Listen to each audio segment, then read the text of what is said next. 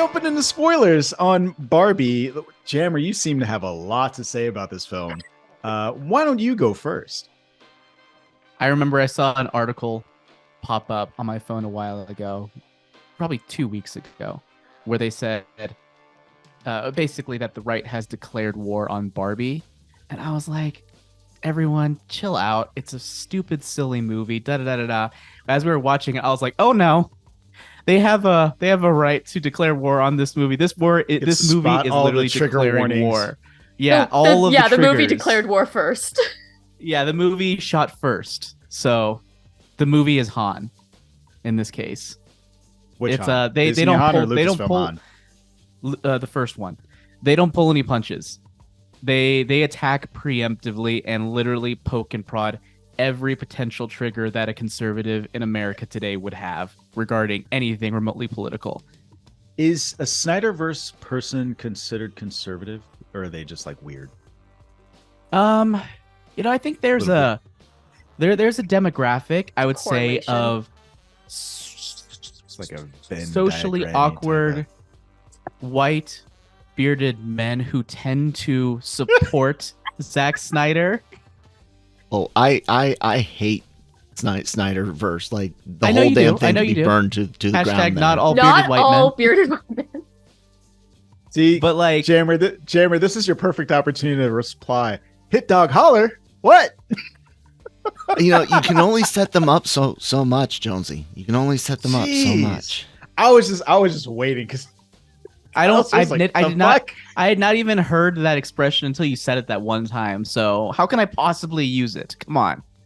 It should have been tucked away for forever. It's a great one I'm not that use. witty.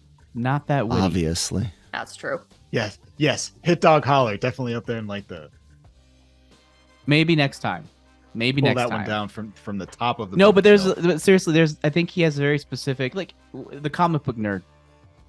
That the sort of demographic, the stereotypical demographic, I feel like is the type of person who would be like all about the Snyder Cut. Granted, I'm also all about the Snyder Cut. So, it's we're a people, not a race. So But I feel like there's also there's a difference between I was really excited for the Snyder Cut and I was tweeting up a storm and being very aggressive there's online a reason about why it. I literally I Well, it just always makes say you a this thought. this says a lot about me, where literally I have to just until I blocked them, all of the hashtags that were for me were like release the Snyder Cut and Zack Snyder's Justice League. Still today, or until a few weeks ago when I finally blocked them. So yeah. Anyway, sorry, I interrupted your question about the Snyder thing comment. No, that's fine. Talking bad about Kyle. I get it. So you were supposed to be telling me some other things that you didn't like about it or didn't work, or you had pregnant pauses or something. What's your thing? I did. So this movie introduced a lot of things and it didn't follow them up as well. So I told Kirsten after saw the movie, I felt like this was kind of a mix of Elf meets the Lego movie. Meets its own thing. I was gonna say very Will Ferrell heavy in your comparison there. Oh, yeah. Well, in the middle of the movie, I was just like, what if Will Ferrell is Lord Business in this movie? But he wasn't. But that definitely did cross my mind. But wasn't he? And How wasn't he? no. Lord Business he? was.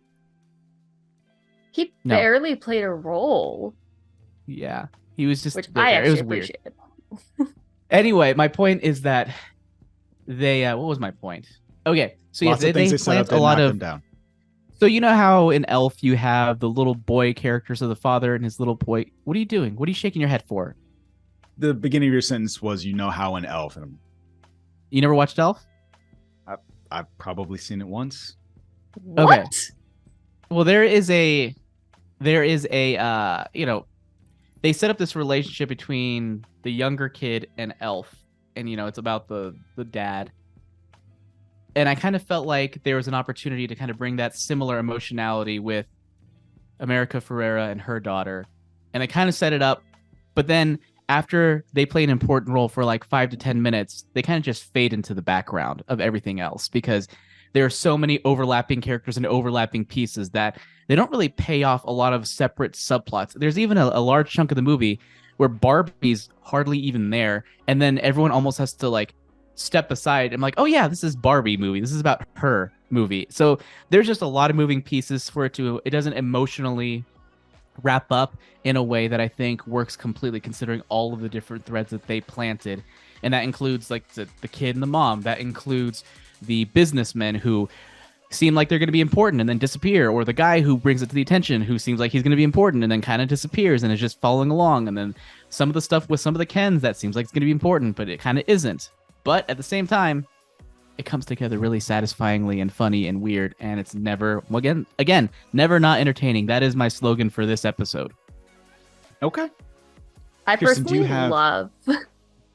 I have a thought to say about the whole men, Let's hear it. the businessmen not being important, because especially given what the movie is about, I love that they introduced this giant group of powerful men in business suits that you think are going to play this giant role, and then they do nothing, and they mean nothing, and it doesn't matter. And I love that, because I feel like if that was not done on purpose, damn. Because I hope it was done on purpose, because it was hilarious. Like it was.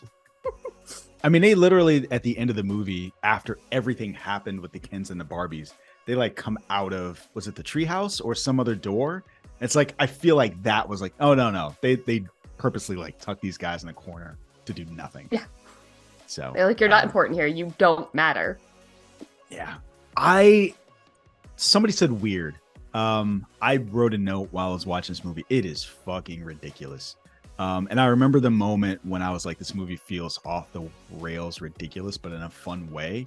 And that was when the Kens were fighting, and it was like a slow motion fight that built into a West Side Story dance off to them like holding hands. And I was like, yep, I'm in for this. I'm like so excited about this. And it was literally that transition into that fight where I thought the same thing. I was like, they just kept going. They went deeper. They went like an Inception. They just went into another layer of the dream. Yeah, I really loved just like how willing the director was willing. She was just like, whatever, we're just gonna do whatever. And I was kind of curious, you guys can tell me, am I reading too much into this? The way they kept talking about, where the Kens were like, let me explain. And so they had the scene from The Godfather, and he was like, let me explain it to you. The beginning of this movie is from 2001: A Space Odyssey. And I feel like that is a very deep cut nerd incel movie.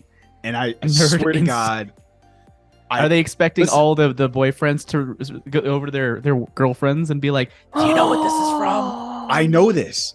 I get that reference. Baby, this is, and then like later on in the movie, there are a bunch of dudes like, let me explain. And I want to know how many people did that trap close on? Like, 3/4 of the way during the movie. I please, I hope that was done on purpose. That makes me so happy too. I was so locked in from that scene because I'm that guy, but I was able to like keep it inside. I didn't have to say I know that reference, but yeah, from the beginning of that movie, like when that scene happened, I was like, I'm really locked in to the vision for this film and then how weird it got. I famously do not like children. And was her name Sasha? Was Sasha the name of the daughter? Oh, yes. Yeah. I was like, who are you talking about? I have no idea. I think it's Sure, Sasha. whatever. Let's go with Sasha. I was not like, man, that was a rough few minutes. Out of here. What? Yeah, for when she went to the school? Yeah, when she went to the school, that was a rough few minutes when Barbie went to meet her and talk to her, and I was just, I can't do this. I was like Barbie's anger translator. I was like, fuck this kid. And then eventually they were able to pull it back. So I get what you're saying. Like there wasn't a moment between the two of them, but I do feel like they did seed in like the little stuff, like the song, and then the moments together, like her watching her mother become a leader. I think those things worked for me, right? To do the thing I think you're talking about, because ultimately the movie's called Barbie. I was okay with her only having those moments, right? Like she existed for the purpose of bringing that out of Barbie, but she had her own side story. They did have that moment when they were in the car about to leave, and the daughter was like, "No, we have to go back and change and save But Kirsten, things." Like, it didn't make me cry, so it doesn't work as effectively. I was like, oh, I'm gonna cry. Except I'll punch at you in the some balls point. during that scene, And then I you can cry. didn't cry. I didn't cry, Kirsten. It did not pass the first 5 minutes of up test. Yeah, I don't know. I felt that moment where, like, as they're singing the song together, and like Kirsten just said, the daughter was like, "No, we have to go back." She's like, "But you hate Barbie." She's like, "But you don't." And so the thing that matters to her mom matters to her now, and everything that flowed after that kind of worked for me to like fill in for that thing. Because again, the movie's not about them. Sure. Yeah. That's me. That's just me. How about that cast? That cast is great in the movie. They had so many people throughout this movie, and I shouldn't be proud, but I am proud anyway. We're literally I didn't know Kate McKinnon was in this movie, but the second they were just like weird Barbie, I'm like, that's definitely going to be Kate McKinnon. That's definitely. And I imagined what her face would be doing throughout most of the scenes, and it did exactly that, and she did not disappoint. She delivered exactly on what I expected when they said weird Barbie. Why is she always in the splits? Why is she always in the split? I don't know if y'all both had sisters, but that was a thing. That weird Barbie is always in the splits. Always in the splits. I don't know. Mine were not mine, but like my cousins, they were always naked. Not necessarily in the splits, but just definitely always naked. Just like always cold, naked mid-dress? Barbies. Yeah. Yeah. Oh yeah, how Always cut did the you hair like off. that? Yeah. How did you like that part where literally she says to the construction workers, "I don't even have a vagina, and he doesn't have a penis." I was just like, oh, they just went there. They No. said it. I think she said genitalia, and he was like, "I have all the genitalia," or something He like did that. say Like that was that. his comment. Yeah. I Good really transition. enjoyed. To what? No, do your thing. Sorry, I get really excited about this movie. Apparently. No, what do you want to transition to? From penis to what? No, it was mostly into Ken specifically. 'Cause he's one of the